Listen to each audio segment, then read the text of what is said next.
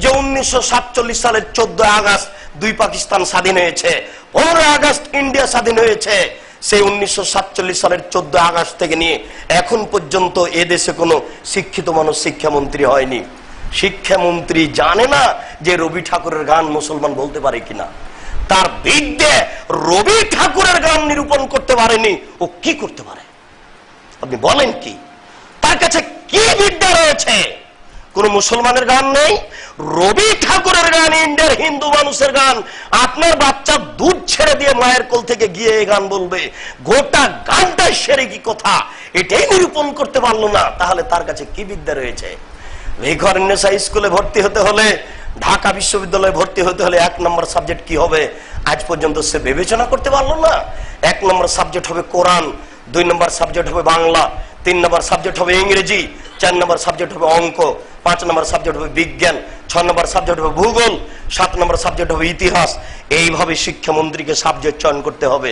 আর এখনকার কথা যদি আপনি বলেন, তাহলে আপনাকে বলতে হবে এদের বুদ্ধিও নাই, এদের বিদ্যাও নেই।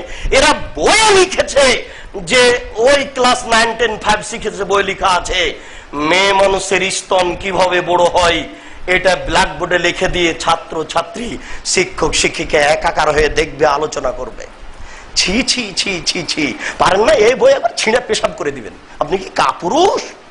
আপনার শরীরকে রক্ত না, আপনি মুসলমানের বাচ্চা নন, বইকে নিয়ে দিয়ে একবার ফেলে পেশাব করে দিবেন। যুবক কি হয়ে বড় হয়ে এটা ব্ল্যাকবোর্ডে দেখাতে হবে মানে?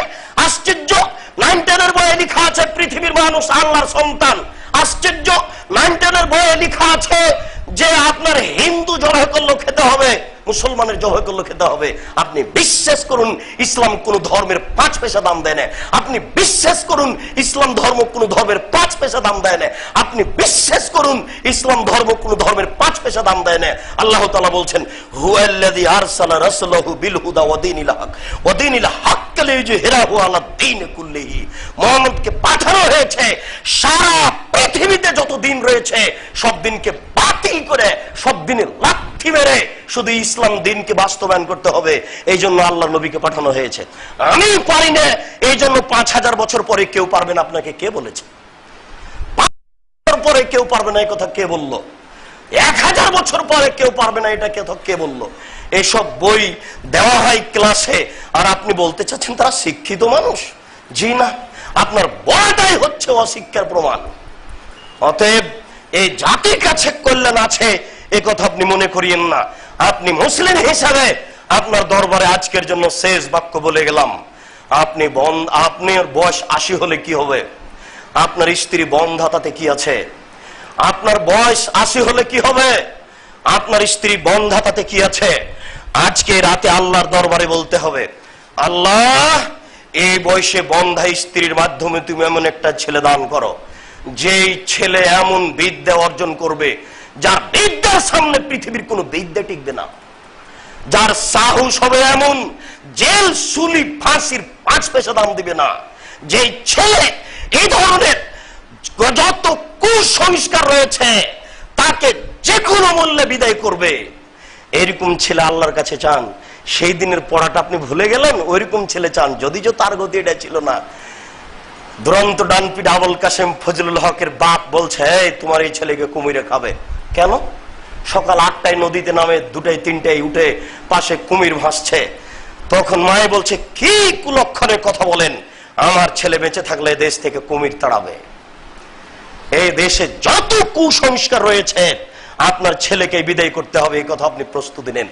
আমি হিন্দুর বাচ্চা নই, আমি হিন্দুর ঘরে জন্ম নিনি, আমি পহিলা বৈশাখ মানতে পারি না, আমি পহিলা বৈশাখকে কবর দিতে জন্ম নিয়েছি। এরকম ছেলে আপনি একটা আল্লাহর কাছে চাইতে পারেন না? আল্লাহর কি অভাব পড়েছে? আপনি চান না? আমি তো মুসলমানের ঘরে জন্ম নিয়েছি, আমার রক্ত মুসলমান, আমার গোশত মুসলমান, আমার মেজাজ মুসলমান। আমি পহিলা বৈশাখে 2000 টাকা দিয়ে ইলিশ কিনে পান্তা ভাত নিয়ে গিয়ে পাকুড় গাছের নিচে খাবো? কি খাবো? কেন? আমি কি হিন্দু? আমি কি হিন্দুর ঘরে জন্ম নিয়েছি? আমি কি ইহুদির বাচ্চা?